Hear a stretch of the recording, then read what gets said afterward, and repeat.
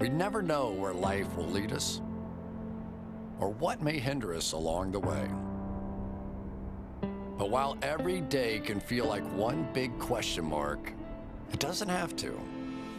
With the right insights, strategies, and solutions from Western and Southern Financial Group, together we can look ahead to leave the unknown behind. Football focus doing. Last week they had Brady. This week they got Brady. We're literally doing it differently from everybody else. As a matter of fact, moving forward from this point on, I will not make reference to PFF. Do you not understand that they are that way because you're Joe Flacco? And you just like to discredit things that people deserve credit for. That you can't possibly be expected to defend that. Talk about the game, Sam. So, who cares about what people think about us? Yeah, I like football season, and all the things that go with it.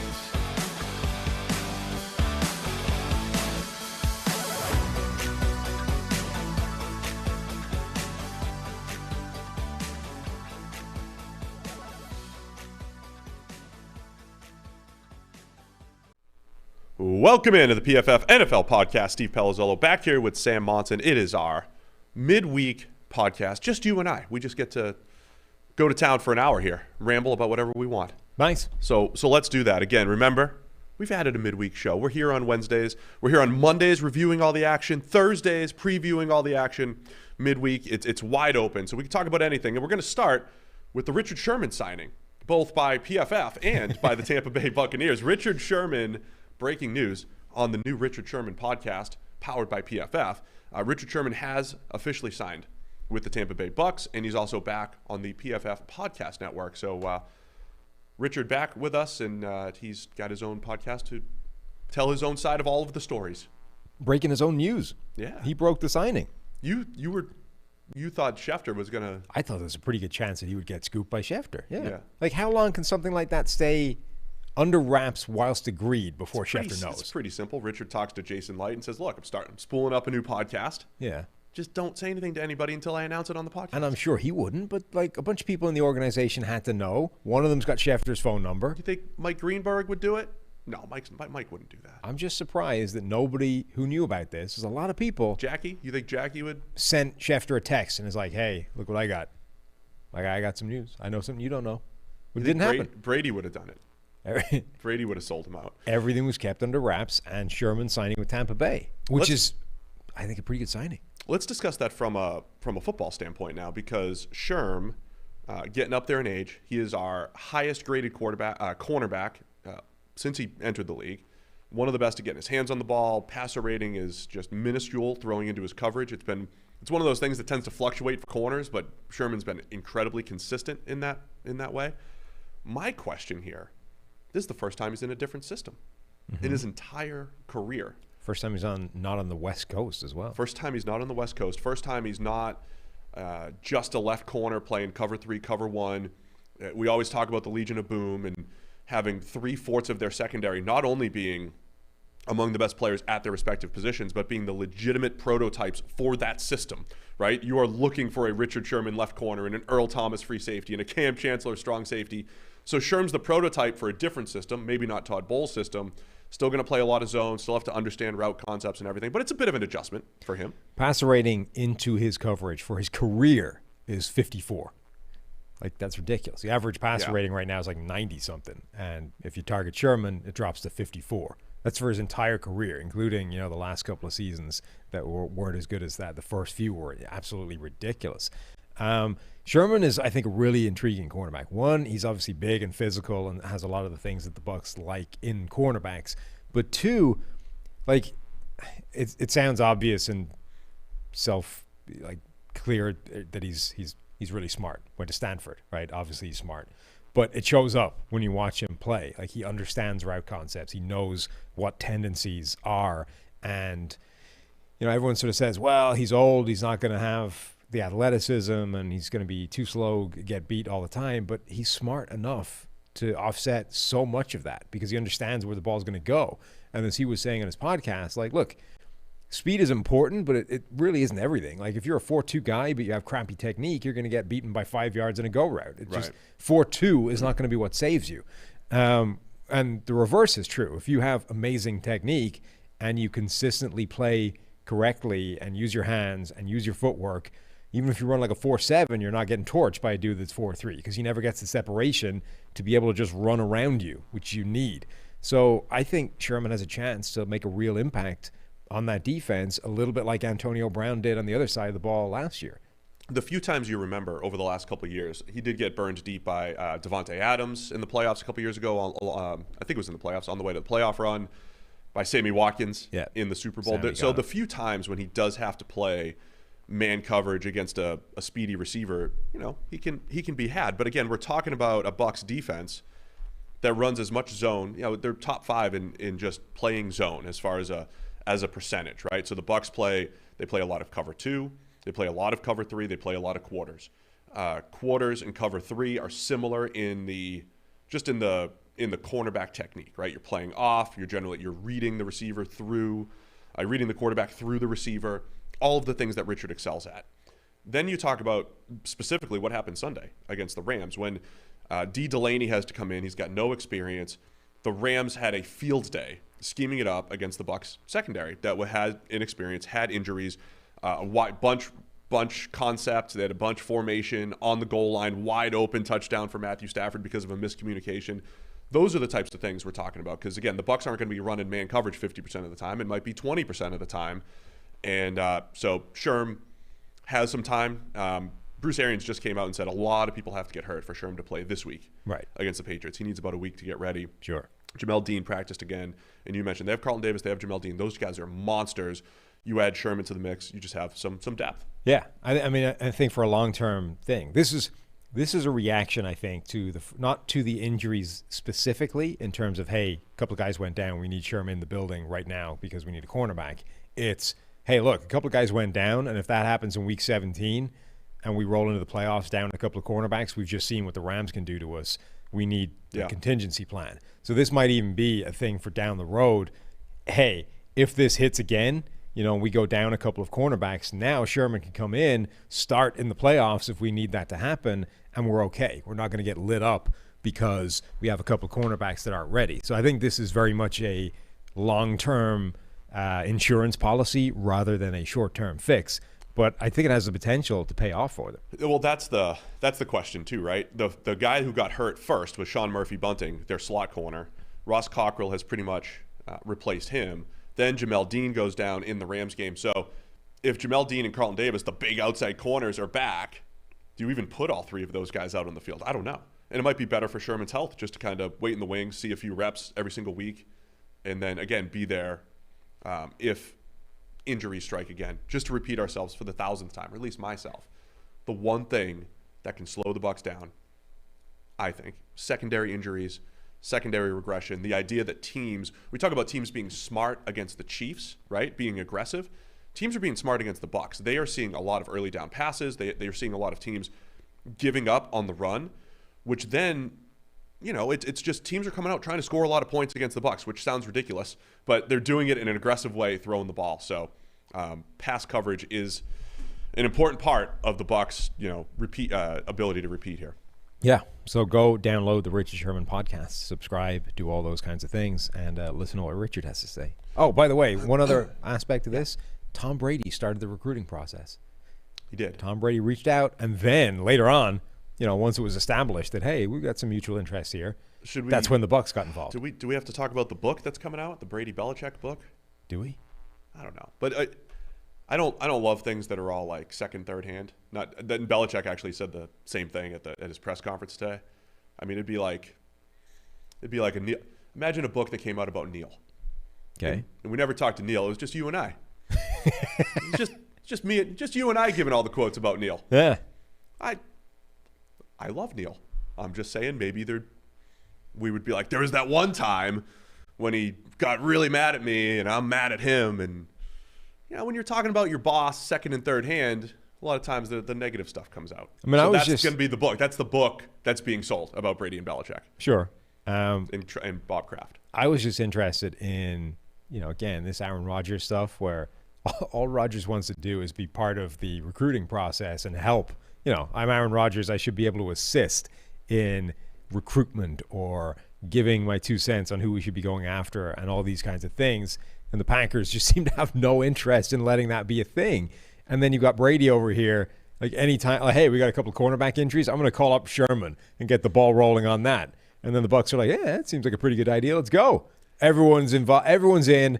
Like a few weeks later, the signing happens, all because like Brady just decided, hey, let's pick up the phone and see what happens here. Now, of course, I'm going to contradict myself. Do you buy into a lot of, is it James Jones that has had a not so great relationship with Aaron Rodgers? No, it's Jermichael Finley.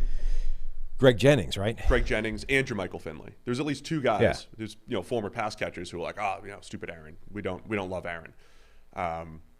Is that part of what also separates Brady though, right? Like he can call these guys and they want to play for him, whether it's Gronk. Like Gronk wants to either win WWE titles or play with Brady. Like those are his two options. What's the downside? Like there isn't a group of people who are on the fence about playing with Aaron Rodgers until Aaron Rodgers phones them up and they're like, oh, I'm out now.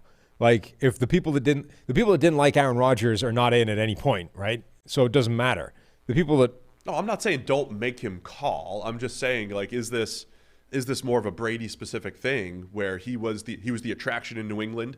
Because think about it, a lot of people complain about playing in New England, complain about stuff. That Brady was the attraction, and now he's the attraction in Tampa Bay, but I think he's the allure. But the attraction is all-pro quarterback, MVP that gives you a chance to win a Super Bowl. Like the fact whether or not the guy is pleasant, friendly, or an asshole, I think is relatively irrelevant. It's like, does this guy give us a great chance of winning a Super Bowl in any given year? Which is always true for Tom Brady. It's pretty much always true for Aaron Rodgers. It's true for Patrick Mahomes. Like these guys are a draw.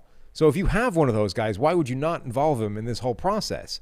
I'm amazed by the constant stream of evidence that says everybody other than Aaron Rodgers just gets that as part of the standard operating procedure. And then Rodgers is sitting there having to create entire off-season strops and melodramas just to get Randall Cobb back in the building. Then there was a story that Bill Belichick and Eric Mangini almost got into a fist fight. I saw that, yeah. I don't know if all the good stories came out on ESPN.com, but there's some goodies in there already. You know what struck me about that story? What's that? It's like Eric Mangini went for him, across a crowded room, tried to go and jump on Belichick essentially, and was restrained. Yeah. Why would you let it happen? Hold me back. Let that happen. Like, if you're one of the guys that restrained him, right? If you had just instead taken a step back, that would have been a hell of a better story. Mangini jumps on Belichick, starts pounding his lights out. Then you can pull him off and be like, okay, he's had enough. He's had enough. That's it. But that would have been a hell of a story. After beating him down. But instead, it's like Mangini almost started a fight, but we stopped it happening. He was then restrained.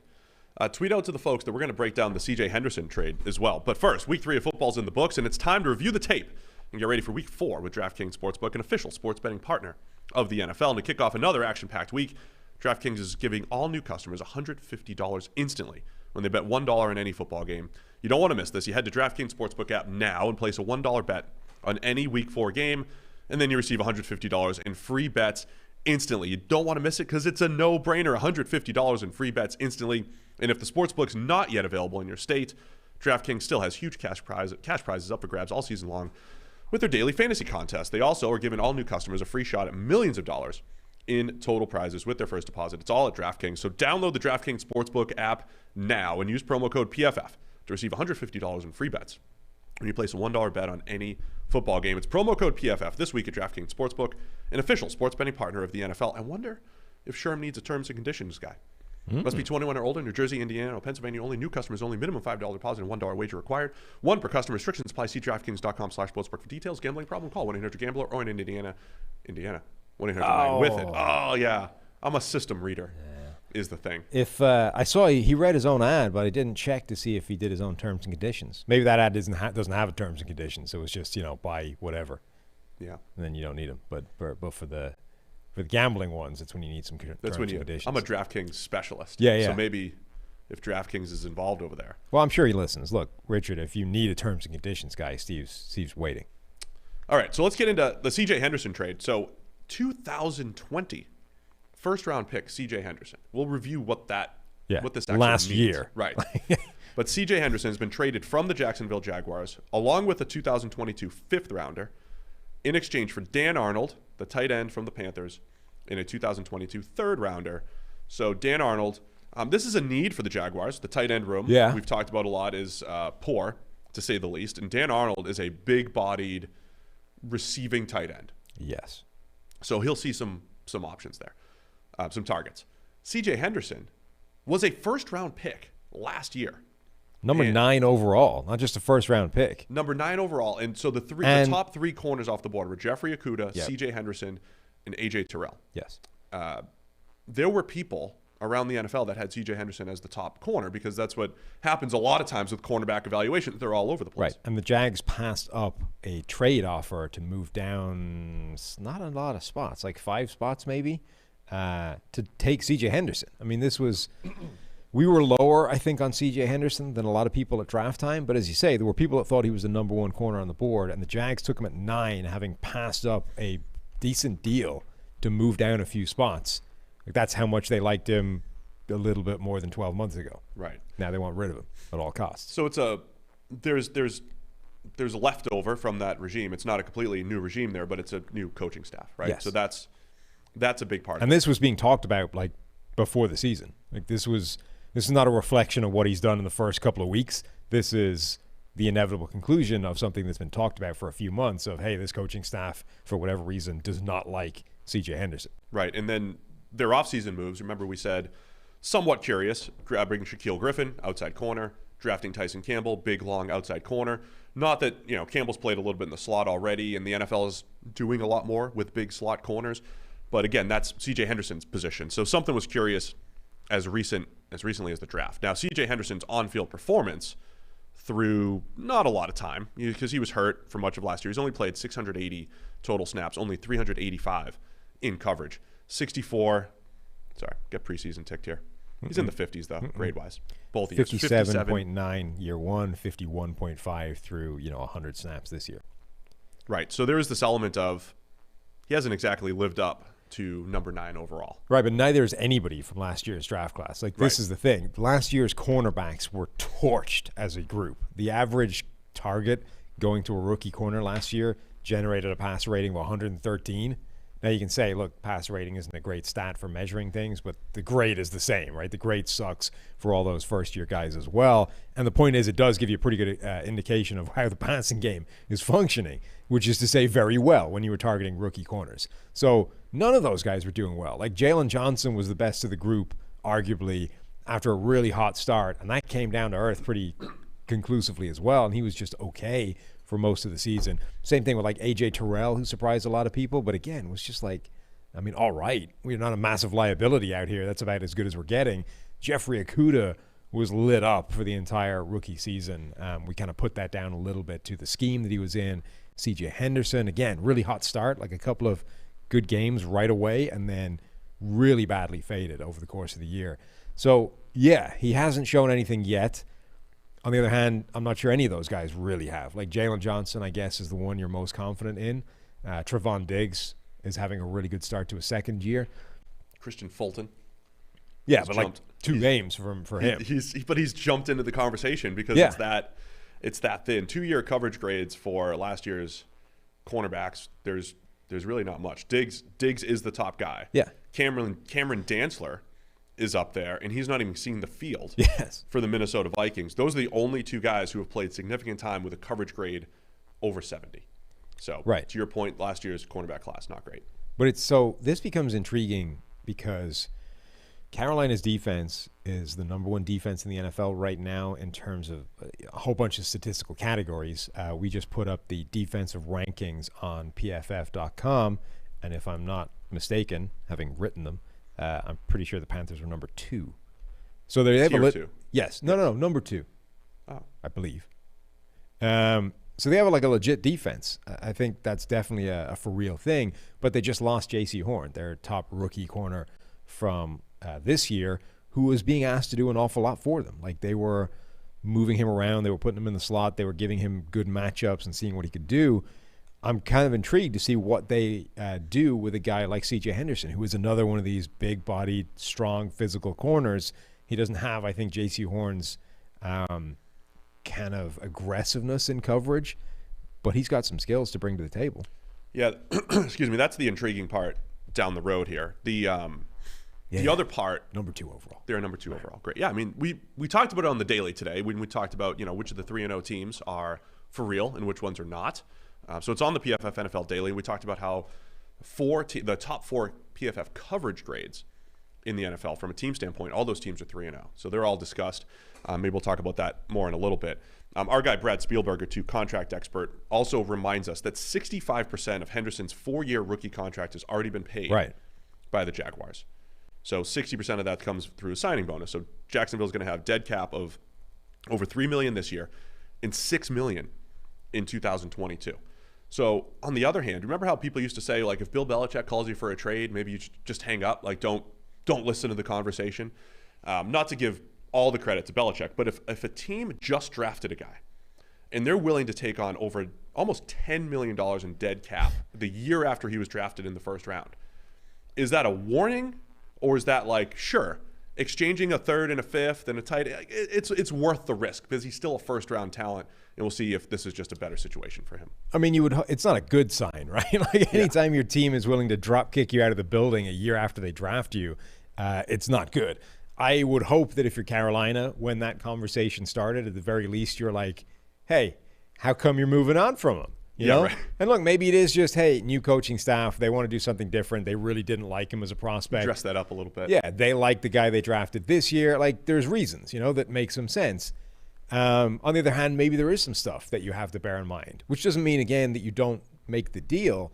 But if they're like, hey, yeah, look, he doesn't like, I'll level with you. He's a bit of an asshole. He doesn't necessarily practice full. Like, I'm not saying any of this is the case for C.J. Henderson, but it's possible that is true. That's why they don't love him. That's why they were willing to get rid of him. And you would still be willing to take that risk if you're Carolina, because you just lost your first-round rookie, and you maybe are going to be pretty good this year and go on a run of wins. And it would really help having a guy like that in the building. And it's a gamble, right? It's something that's worth taking a risk on. So again, I don't know. Maybe it is literally just a scheme thing, and they don't like a player of his skill set and want to cash in on whatever they can get for him. But it is possible there's other stuff going on as well. Intriguing from the Panthers too, who gave up. They've now given up. I think it's rounds 2, 3, and 4 next year in the draft. They're still as good as they're looking so far. A lot more turnover probably needed on this roster going forward.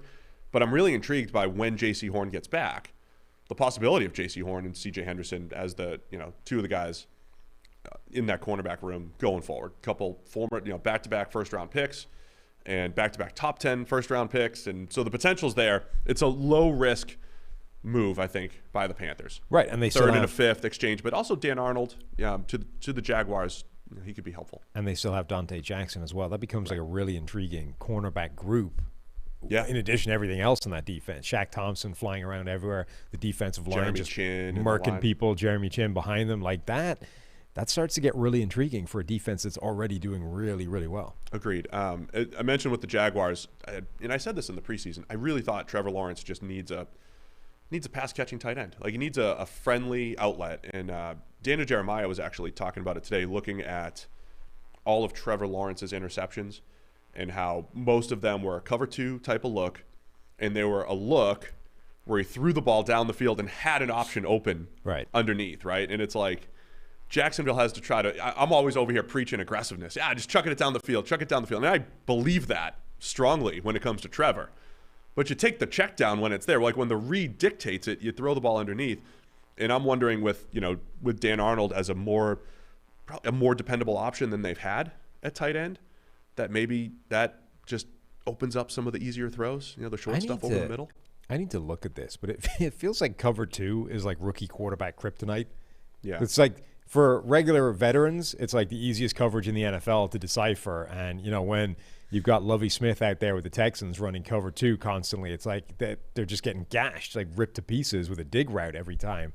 For rookies, it's like, what is this witchcraft? Why is this corner looking like he's going to drop away and then just sitting there where I want to throw the ball? But our perception of that is also skewed a little bit because we would be in the office at times watching old Peyton Manning games, and like his first 3 years in the league when he kept throwing the ball to Ty Law, it was like cover 2. It was when everybody in the NFL is running a ton of cover 2, and Peyton had serious issues with it. But then even and in college as well, like every now and again a team breaks out cover 2, and the quarterback in college is like, he's never seen this before. Was it Jared Goff that threw like 3 picks and a half against Washington State? He threw a ton, yeah. Because there was one game though where they just kept running cover 2. Sinking and Jared corners, Goff had no clue what he was looking at and just kept pitching the ball right to the cover 2 corner.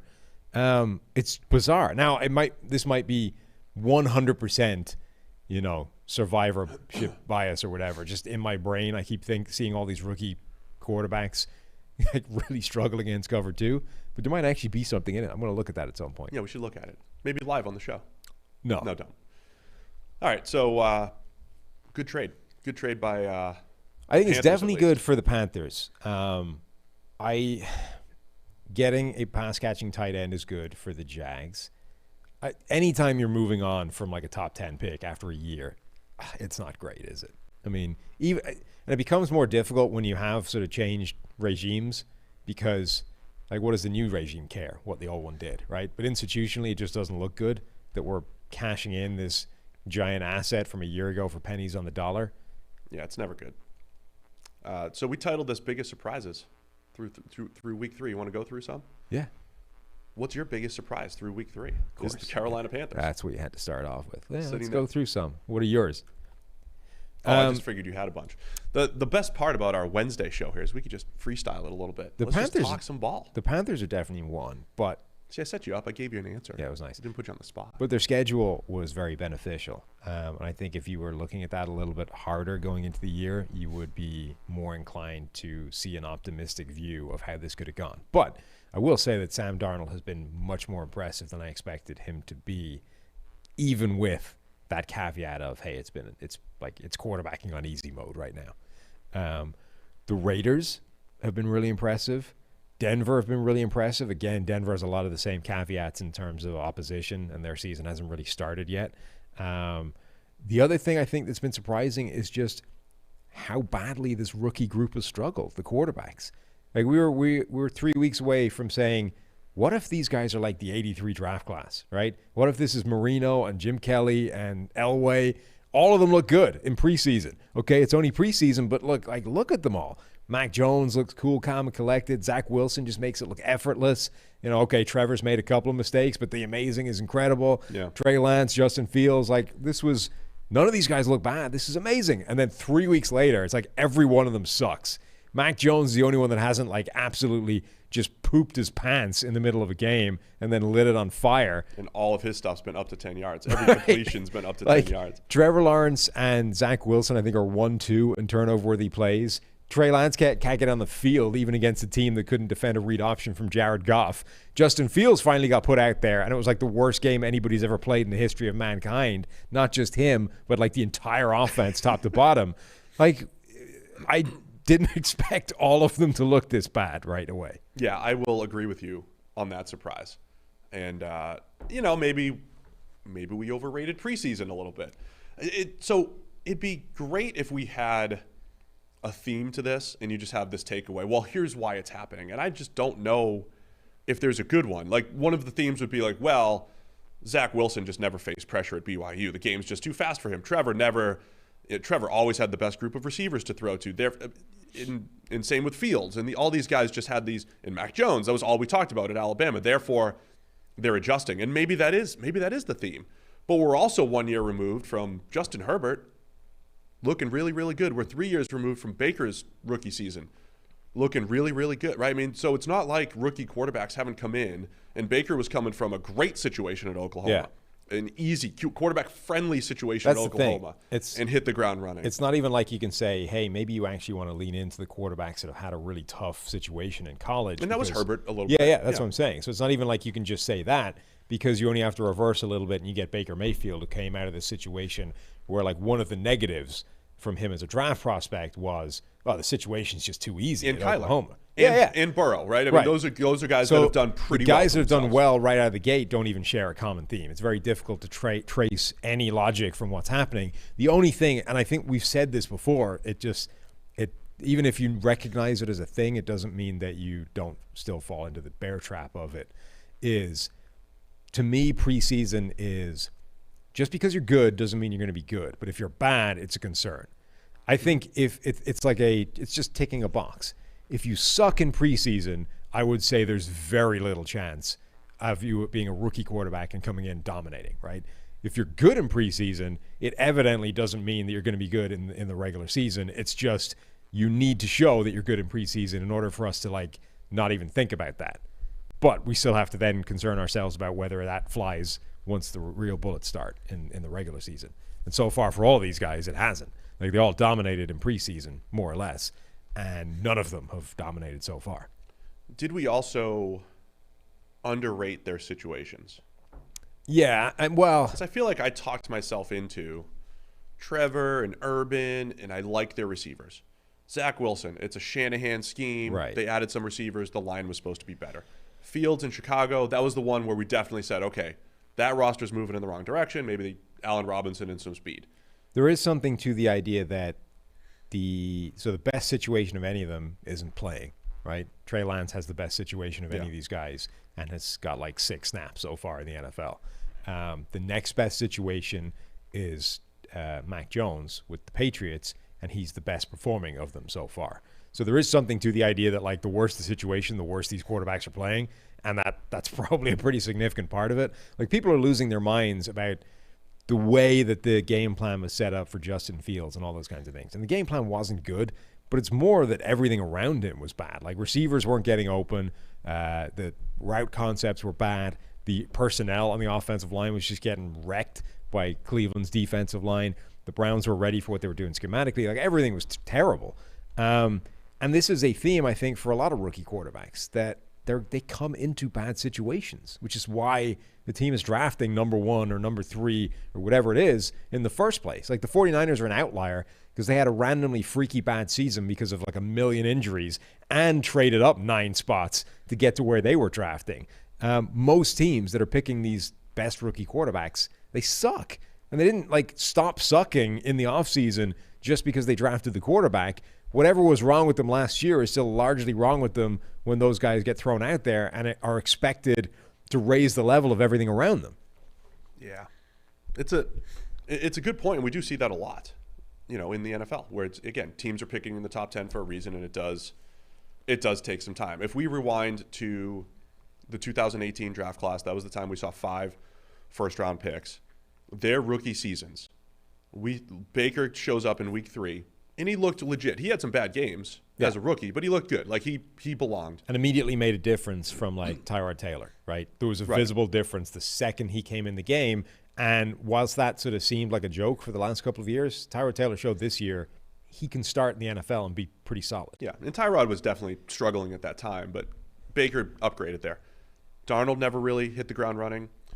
Josh Allen, the offense got better when he went in, but that was the year I think they had Derek Anderson that started a game at one point. Like, Matt Barkley was starting. I think they were just a mess offensively, the Bills. Josh Allen kind of gave them a little bit of a boost, but it was one of those ugly, like, overthrows and scramble here and there and great throw here and there. So Josh Allen still wasn't great. We've talked about his rookie grades. Josh Rosen was terrible from start to finish, and he had a terrible situation in Arizona. And then Lamar Jackson clearly boosted the Ravens. They won a ton of games with him, but a lot of his passing issues remained, right? He was an incredible runner, but his passing issues, his accuracy, Passing grade wasn't great. Passing stats weren't great, but they found a way to win games, and you saw there was something different about him as a runner. So 2 out of 5, Baker and Lamar made a pretty good difference as a rookie. Allen showed flashes. Darnold showed flashes, but that was what you came out of that year saying. They showed flashes. They got to be more consistent. And then with Rosen, it was like, okay, boy, he better take a big step forward here. And he was out in a year with Kyler. So that class has ended up being pretty good now that Darnold is a reasonable player. And it takes time. And it took a couple of those guys some time. And there are ebbs and flows with where they are in their development. And Darnold is probably now a pretty good example of how much situation does matter. Like, he's gone from the Jets with Adam Gase and all of the things that entailed, which was a pretty bad situation from start to finish during his New York career. Goes to Carolina, has a great set of receivers, clearly has a smart offensive-minded coordinator in Joe Brady, and okay, the offensive line is still a concern. It's definitely on the left side. But all of a sudden, he looks a lot better. Now, again, he's faced some bad teams, so let's not go overboard with the Sam Darnold thing. But immediately... I know you won't. But immediately, he's taken a jump ahead of any... So Teddy Bridgewater last year had some pretty crappy box score statistics and was a disappointment compared to what we thought he would do, given that improved environment, right? Yep. It's essentially the same environment. Teddy Bridgewater had the worst PFF grade of his career. It was like 66, which is like 8 points lower than the baseline he had as a starter before that in Minnesota. So for him, it was disappointing, but he had the same average yards per attempt as Tom Brady last year. Like, there's that offense was productive with Teddy Bridgewater in there. There's some numbers you can look at and say, hey, this guy was really, really moving the ball. Darnold, though, he's reaping the same benefits in terms of, hey, that offense is like an easy mode for quarterback, but his grade is also like 15 points higher than it's ever been. So Darnold isn't just taking advantage of the Joe Brady stuff the way Bridgewater was last year. He's also adding on top of it by being better than he's ever been before. He's taking the advantages of playing the quarterback position on easy mode, and he's playing better than he's ever played before. So I think that is like a perfect example of what kind of value add just a better environment can be, even if it's not perfect, just being better. Because that offensive line is still bad. Are you purposely answering Sean Hines' question? No. In our Twitter comments? Because Sean Hines asks, is Sam Darnold becoming the player we wanted him to be from college, or is Joe Brady just that good? I mean, ultimately, Eric has made this point before, several times, in fact, Eric Eager from the Forecast, that the worst thing, the Darnold trade was bad because there's no good outcome for the Panthers, right? If Darnold sucks, all you did was burn whatever it cost to bring him in and the money it cost to pick up his fifth-year option. Not good. If Darnold plays better than he's ever played before, convinces you that maybe he's the guy, you sign him to a monster contract, Joe Brady probably gets a head coaching gig, leaves, and then arguably the reason that Darnold took a step forward is no longer there, and you just handed him a monster contract off the strength of that. That's bad as well. Or... like, he absolutely balls out, plays amazingly. You hand him the massive contract. Everything's good. Even without Joe Brady, he remains good, but is probably unlikely to ever be. I mean, even then, is he above the Matt Ryan inflection point, right? That line that you need. What if he is legitimately good? That's the only target they're left hitting for this to be a good move, right? Is Darnold not only exceeds expectations, takes an improvement, reacts to the environment positively, but does all of that to the point where he becomes a top 7 quarterback in the NFL, even without Joe Brady there. That just feels like a really, really small target to be aiming at. I think that's a stretch. I just think that's incredibly unlikely. To be honest, he is playing like the player that was in college. The thing I liked about Darnold is short area accuracy. Up to 20 yards, he was fantastic at USC. Ball location was very good. Where he struggled was throwing the ball down the field, and we've still seen that. Like, he doesn't throw a good fade ball. He doesn't throw, this elite. He's just not good throwing the ball down the field. Even accuracy-wise, he's middle of the pack this year. And the thing I bought into was, like, when we explained Josh Allen before his breakout, we're like, well, at least he's good up to 20 yards. That's the most consistent part, and the deep ball stuff tends to fluctuate. That was my reasoning for liking Darnold. His short area accuracy with the Jets. And however much you want to blame the system and receivers getting open and pressure and all that, short area accuracy was nothing compared to what it was at USC. Right now, passes up to 20 yards, second highest accuracy percentage in the NFL. So if the question is Sam Darnold playing the way we thought he would in college? Yes. Now, does he have more open throws, and is Joe Brady there? Like, yes. The answer is yes to all of the above. But I agree with you. It is tough to invest in a Sam Darnold because at the end of the day, like, the guy he's behind is Kirk Cousins. Is he better than Kirk Cousins? Like, we sit here and talk about how the Kirk Cousins trade, as well as he's playing right now, the Kirk Cousins trade really hurts your team building effort. It just brings up the point of, like, that mid-level Kirk Cousins contract. might be the new Matt Ryan inflection point, to be honest. Like, Cousins might be the line now between guy that you want who elevates everything and is worth throwing the monster contract on and guy who doesn't. You've changed your tune in 3 weeks. Why, what did I say 3 weeks ago? I mean, you sat here for a while talking about explaining how the Cousins contract I mean, I don't think he's above it, but I think he's the line is now. a huge hindrance for the Vikings. Yes, it you is. Can't build a team. They Correct. have to get out from under Kirk Cousins. I think all that's true, but I think he might be the line now. Like, he's below the line, but like the line is above Kirk Cousins' head is what I'm saying now. There's no, like, if it isn't him, who is it? But even the It's problem, not Matt Ryan anymore. the problem with the Matt Ryan stuff, though, is still the finances. Because when a guy that's Matt Ryan or better goes to the table, those guys become the highest paid quarterbacks. Yes. The highest paid quarterback isn't QB1. It's the most recent top 10 quarterback who's up for a contract. So when Matt Ryan goes to the table and he's getting all this money, it's a big part of why the Falcons roster is in the mess But if it isn't that they're in. if the Matt Ryan inflection point is no longer Matt Ryan because he isn't that guy anymore, who is it? I mean, it's either Cousins or Derek Carr, I would argue. You think Dak's above that? Because I would say Dak is probably there. Dak. And here's the interesting take on the 2016 draft class. I used to always tweet this out, right? Best player in that class. Year 1 was Dak. Year 2 was Wentz. Yeah. Year 3 was Goff. Right. Year 4, I think, was Dak, and then he got hurt, and then now it's Dak. been and now it's Dak, Yeah. right? So it fluctuated, but Dak was never the worst of that group. Goff had some bad years. Wentz had some really bad years. Dak was the most consistent of that group. He was the best quarterback of that group 2 out of the first 4 years. Year 1, year 4. And now he's kind of established himself. He feels like the guy. And even if you look at Deshaun Watson's grades, they were just good. They were solid, and then they took a jump up. Dak is kind of like at that point, I think, where he's been consistently good. And now I feel good about him being consistently good going forward, where we never had that level of consistency from Goff or Wentz. So Dak, to me, if you're asking about him 2 years ago, he's a mid-tier quarterback. He's tier 3.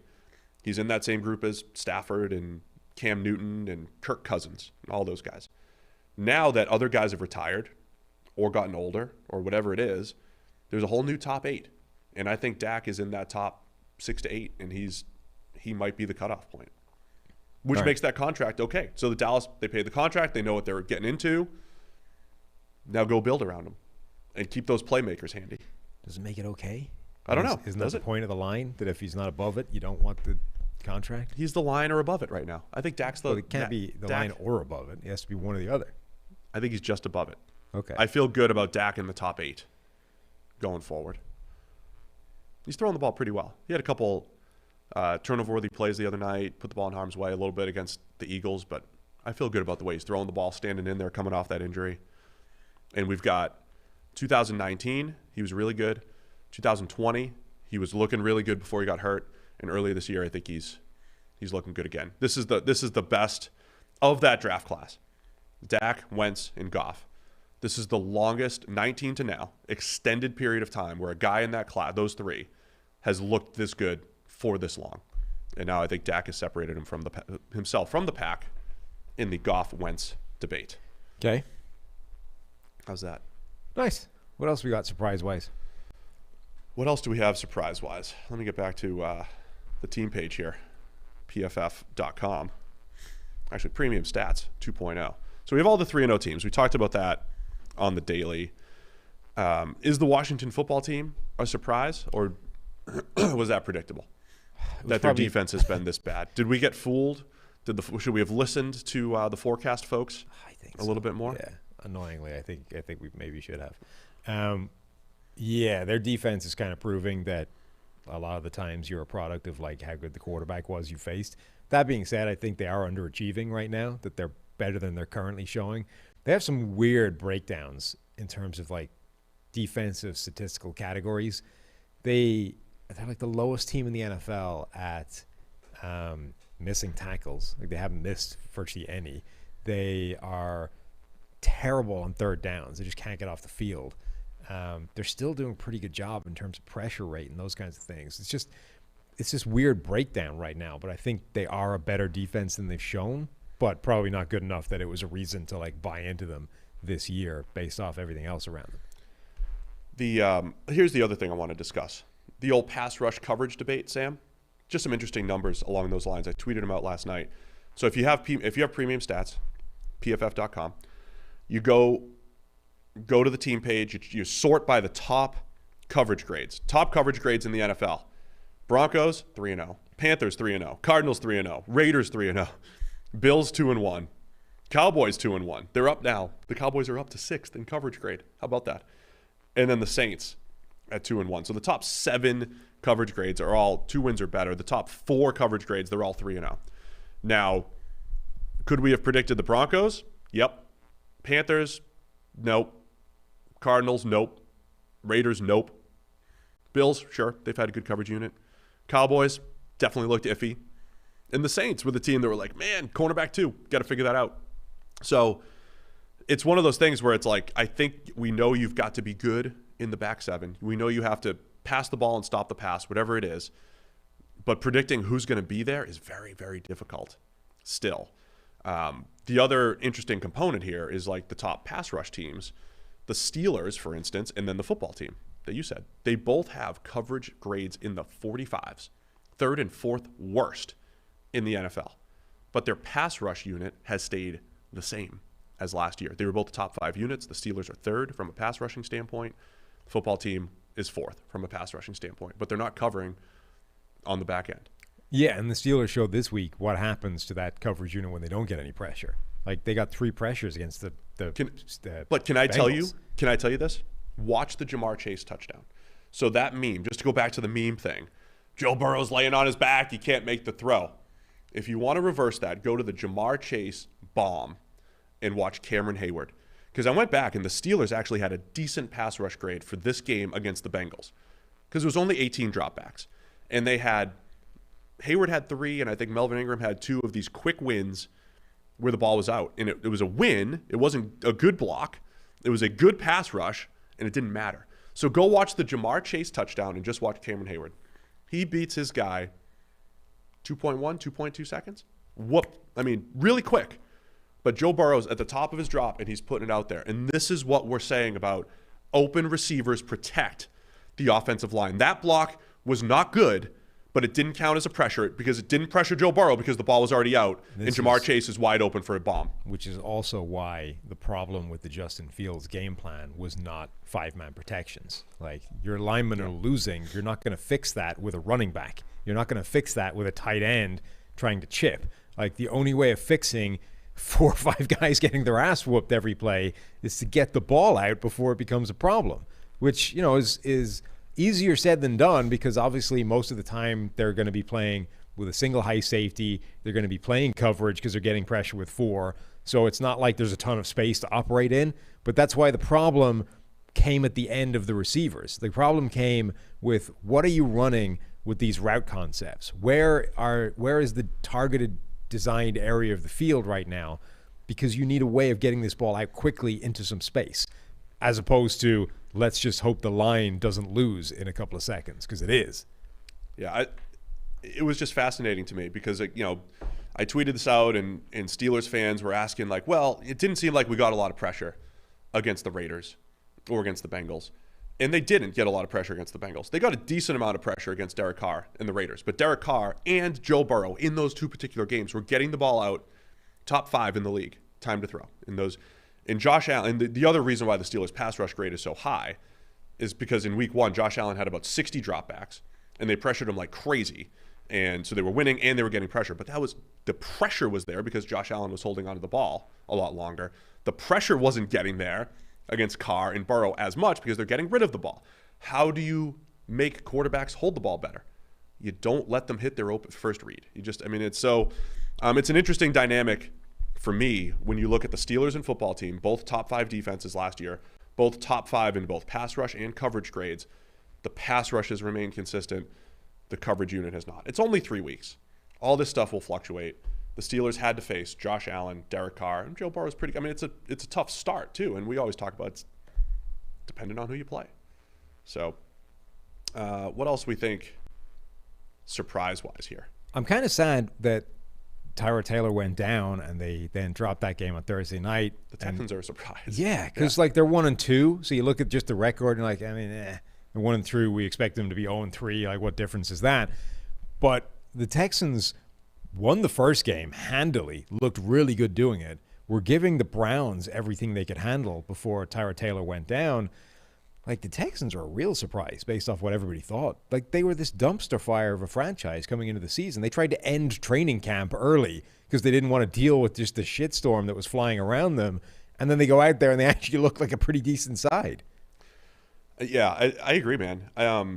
Again, when you talk as much as we do about this stuff during the offseason, we can come out on both sides of the fence. Most of the most common analysis we had on the Texans is they're going to be terrible. But there were definitely some shows out there where we talked, like I at least talked myself into maybe all these veterans help the team a little bit. And as long as they're not a disaster at quarterback. No, didn't buy it for a second. But that's what they were showing at least. Trading deadline, we got trade deadlines in a few weeks. I'm going to stick with my take though that the Texans are going to start. Half the roster is going to be traded away. Yeah, they're going to trade those dudes away and get some draft picks next year. So they have, well, I was going to say they have a similar caveat in terms of, look, the statement win came against Jacksonville, who turns out are terrible, but they were taking it to the Browns. I think that was impressive to show that they were going to be able to back it up. Tyrod Taylor looked like the same guy he was in Buffalo before all those problems, medical or otherwise, and just losing jobs. I'm surprised by them, and I'm intrigued to see sort of they become an interesting team to watch now for the rest of the year to see where that's going to land and how they're going to go throughout this year. Good. Just one last surprise: the Chiefs being 1-2 and at the bottom of the AFC West. That was a question on Twitter too, so we can answer that. The question was how do you think the AFC West ends up, knowing what we know now? And we'll also answer that question. Yeah, the Chiefs being 1-2, how much do we chalk up to? Looking back now, it looks like they played 3 pretty good teams. I mean, we knew going in that the Browns were good, the Ravens would be good, and we assumed the Chargers would be good. But yeah, all 3 of those teams are 2-1. So they've played really good teams in the AFC so far. Is that why the Chiefs are 1-2? Just, I mean, part of it. Just a little bit of the turnover luck not going their way this particular season? Well, yeah, I don't think it's even turnover luck, but they've started turning the ball over a ton on offense, and that's shooting themselves in the foot repeatedly. Like even a team like the Chiefs, who we talked before, there's so much about the margin for error for beating Kansas City is so small. You can't screw up. You've got to make all the right calls. You've got to make those correct 4th down decisions and steal an extra drive here and steal a percentage point of win probability there, and it still might not matter because it's Andy Reid, it's Travis Kelce, it's Tyreek Hill, it's Patrick Mahomes. They're so hard to beat like that. And to an extent, we've seen that over the past couple of weeks, that they've been like turning the ball over like crazy, and it's still come down to like one screw up at the end that differentiates whether or not they're beating Baltimore or beating the Chargers or not. But ultimately, you're seeing that even a team like the Chiefs cannot just keep throwing the ball to the opposition. It's going to cost you. There is no single statistic in football that has a tighter correlation to winning and losing games than turnovers. And it doesn't mean that's necessarily actionable because turnovers are largely luck a lot of the time, but it means you can't keep doing that or you're going to lose games. And right now, Kansas City has lost a couple of games that they wouldn't have lost but for an abnormal degree of turnovers. I'll say that the Patrick Mahomes grade, too, is a surprise. PFF founder Neil Hornsby used PFF Ultimate, put a little last season, I forget what he used as the cutoff, but since last season, if you just put an arbitrary week in there, which is very, very PFF NFL podcast of us, since week X of last year, Mahomes grading in the 70s. Now he's a 77.7 through 3 games this year. That's fine. And again, if you just grab a whole bunch of 3-game stretches of quarterbacks' careers, you're going to see a million of these. So don't overrate it just because it's through 3 weeks. But, the fact that he's not in the top 8 or 10 right now is a little bit of a surprise. I also tweeted the stat. Remember last year I was lamenting that people were going to use his touchdown to interception ratio last year, but through week 10 or so, it was 25-1 touchdowns to interceptions. People are going to use that as like MVP fodder. Here's why he's the MVP. Because at the time, he had 10 turnover-worthy plays, and his interception luck was ridiculous up until that point. And it pretty much remained throughout the whole season. Mahomes threw a pass right to A.J. Terrell in the end zone of the Falcons in a game that the Chiefs should have lost to the Falcons if A.J. Terrell just holds on to the interception. That happened last year when the Falcons were terrible, and the Chiefs looked like the juggernaut who was going to run through the league again. So there's a fine line, is my point. Last year at that point, he had 10 turnover-worthy plays, 1 interception through 3 weeks. Right now, he's got 4 turnover-worthy plays and 3 interceptions. Now, one of those turnover-worthy plays is a fumble as well. At least one of them is a fumble, maybe 2 of them. So the interception luck just isn't there either. Receivers stopping on routes and various things like that. So it is just a fascinating dynamic that, you know, the turnovers just going the other way, and they played some good teams. So right now you've got the Raiders and the Broncos atop that division at 3-0, the Chargers 2-1, and Kansas City rooted to the bottom at 1-2. How do you anticipate that division finishing now? I'll go Chiefs. Am I sticking to my priors too much? Well, I tell you what, the power rankings say. I was gonna. Let me get my answer first. Right. Chiefs, Chargers, Raiders, Broncos. Okay, so the PFF power rankings. You just Google that, you'll get there. It's on the betting tab up top, and then power rankings if you want to navigate from PFF.com. A whole bunch of data in there, rates of making the playoffs, remaining strength of schedule, how hard their strength of schedule has been so far, all this kind of stuff. But one of the things in there is essentially the average number of wins that the team is going to end up with based on simulating the season 10,000 times, which is what the computers do. So based filter by division, that's cool. Yeah, based off that, the power rankings say that Kansas City will still win the division with an average win total of 10.8, so essentially 11 wins. Next up, the Raiders, 9.9, 10 wins. Then the Chargers, 8.4, and then Denver, 8.2. Yeah, so they have Kansas City jumping from the bottom, from the ass end of this table, back up to the top, but the Raiders maintaining their closest challenge. Yeah, that was actually what I debated, was Raiders and Chargers 2 and 3. Because Derek Carr is our, number 2 graded quarterback right now? And that's what makes up the difference. The other cool part about the power rankings is it shows how much the QB is worth. So you have Mahomes. Like if Mahomes didn't play and you just replaced him with Sam Monson, 8.5 point spread, it's going to change, right? Maybe a little more if it's you. But say Chad Henne. Mahomes is 8.5. We have Carr at 5.5 and Herbert at 5. So Carr would have a little bit more impact on the spread. And I think that's about probably the difference in the power rankings putting the Raiders over the Chargers. The Raiders also have multiple years of just a really good offense that we've seen. And it's probably, you could probably rely on them a little bit more maybe than the Chargers. Denver is the tricky one because they've looked great, but they've got the easiest schedule. There you go. Easiest schedule to date. Chargers are 4th.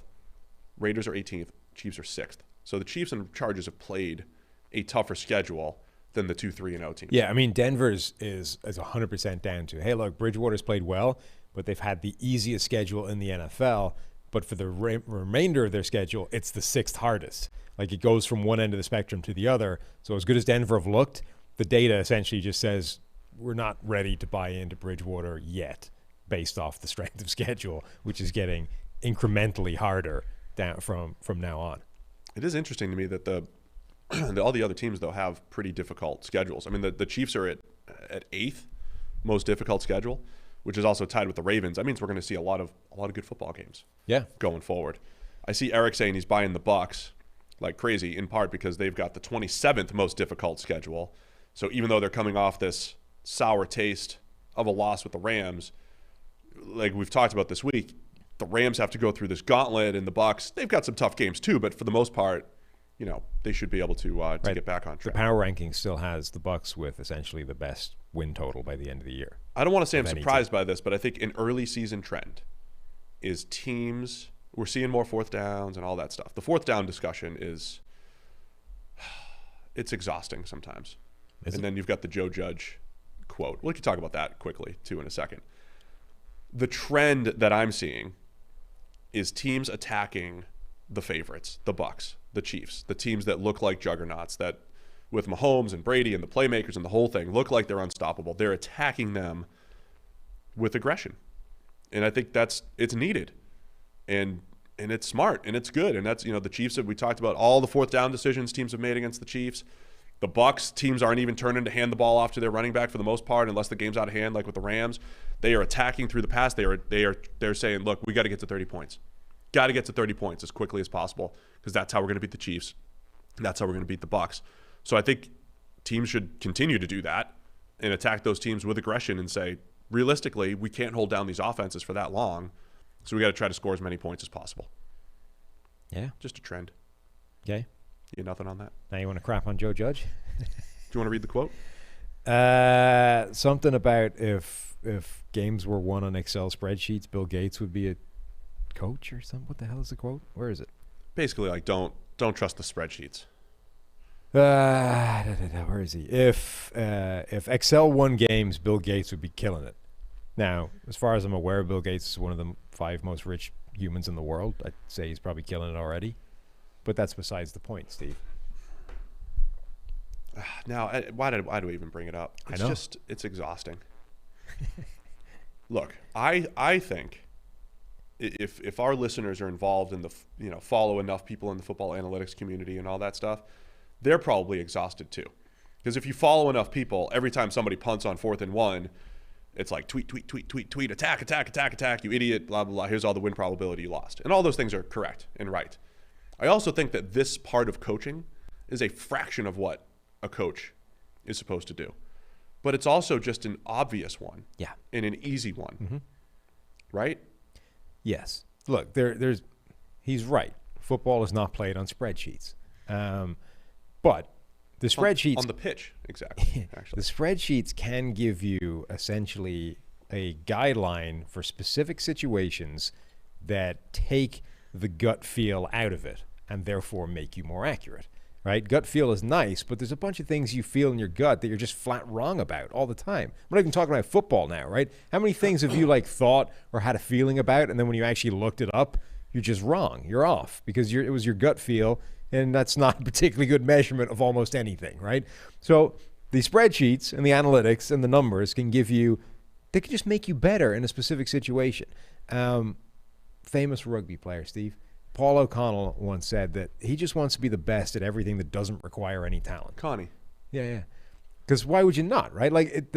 The stuff that requires just natural God-given ability is difficult to improve at, right? You can practice for years, but ultimately you're just not going to be as good as the guy that's better than you, right? But if I can get better at all the things that require no talent, just require working, that can get me, maybe I'm a better player than this guy now because I put in hard work and I got better at all the stuff that didn't require just natural ability. It's just a simple thing. So if you're a head coach, why would you not want to maximize the one area where it's idiot-proof? All you got to do is follow the information and make sure you're making what the data says is the correct decision at the correct time, because over the course of, the longer the period of time that builds up, the more percentage points of win probability I'm stealing. And if over one game, maybe it's 1%, it doesn't amount to anything.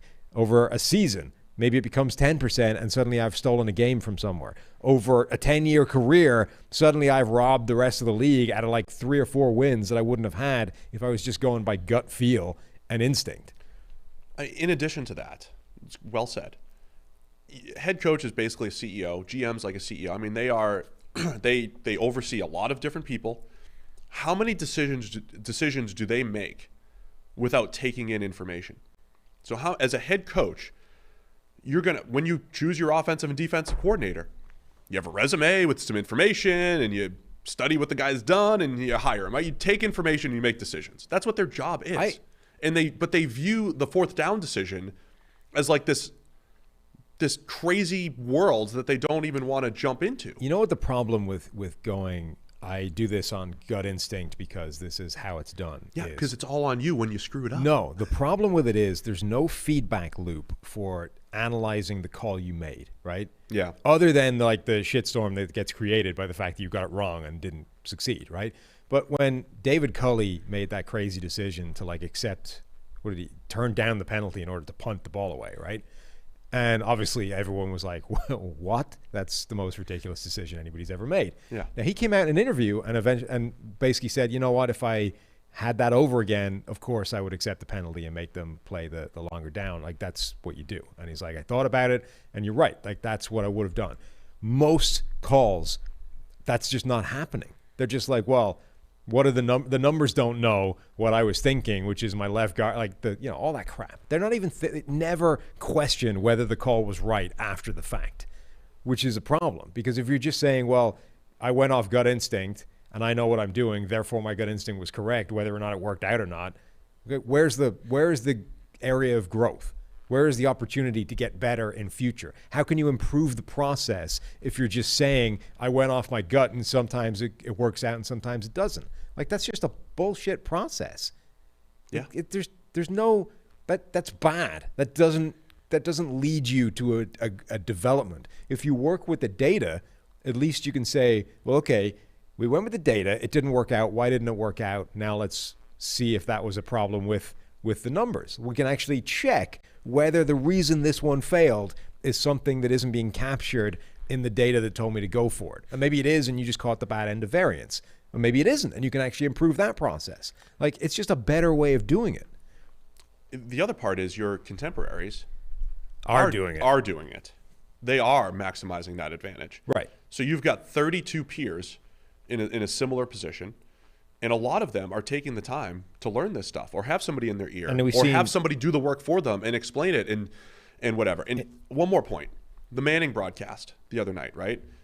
There was a point where Dallas went for it. So they could have either kicked a field goal to go up 16, I believe it was, or they could go for it on 4th and 1. I didn't even look up what the number said. My gut was that going for it on like the 2-yard line was probably the right move. That's what my gut said. My gut for what the numbers would have said would be to go for it. Because if you don't get it, again, the team's got it. They're still up 2 scores. Right. And they got to go 98 yards. On that drive, the Cowboys were a train wreck. And, Peyton is the best part on that broadcast is how frustrated Peyton gets, right? When he sees bad offense, right? So he's watching Dallas. And he's like, Mike McCarthy, oh, you're not making the right call here, and you should have done this, and nobody's lined up, and nobody's set. Their first 3 plays of this drive were trash. They were terrible. And Peyton's like, because of those first 3 plays, I would never go for it. My offense is out of sync. Everything's terrible. So they go for it anyway, and Peyton's just shaking his forehead, and he's just upset. And then they get it. Dak drops back. Pass protection's perfect. He's got about 6 seconds to throw. Finds the open man, the receiver, in the end zone, they get it. To me, that, just like the Jamar Chase argument could be summed up in one play, this play sums up the argument against, well, you don't know how bad my offense is doing, and the defensive line's killing us and all that stuff. If you use the 3 previous plays that Dallas had to predict the 4th one, you never would have gone for it. Right. But there's way more than 3 plays going into that decision. And we've seen in the last 2 weeks alone how much like the Baltimore Ravens and the Los Angeles Chargers both use going for it on 4th down in a situation where you don't have to go back very many years where neither of them would have even thought about it. And they both use that call to beat the Chiefs, right? Those are wins that they probably wouldn't have gotten if they hadn't gone for those calls, and they did it. Like, if you're the guy that's like, I'm going on gut instinct and I'm just doing what I feel, you're going up against teams that are doing that. Like, they're beating you. They are winning because of the decisions they're making that you're not willing to entertain because only Bill Gates uses spreadsheets. Like, it's just not smart. So people asking me in the comments, I was not trying to say my gut. I was using that as a figure of speech. I did not run the numbers on whether or not the Cowboys should have gone for it or not. I really don't care in this particular instance. I'm not trying to say that they were right or wrong. The point I'm trying to make is the reason why coaches say they don't want to go for it is when they're not feeling good, when the offense doesn't feel good, when it's not flowing. And this particular situation showed 3 straight plays where the Cowboys were out of sync and horrible, but the 4th play, they were fine and scored a touchdown. So if they had used those last 3 plays to make that decision, it would have been wrong. So anything else you want to chat about today? It's like freestyle time. I'm done with surprises. I'm out of them. All right, well, it's been a great season so far. And I'm enjoying the midweek show. Because we're just not doing enough podcasts. No, yeah, it's a real, 7 podcasts a week. We're not enough, so we had to do an 8th. You guys get us. And a 9th because there was a bonus daily. There was a bonus daily. So go check out the daily. As of Wednesday, there's already, 4 episodes up this week, right? Yeah. Yeah, because there was a bonus. Right. Monday, Tuesday, Wednesday, and a bonus. So we talked all about the Josh Gordon signing for the Kansas City Chiefs. So go subscribe to the PFF NFL Daily if you have not already.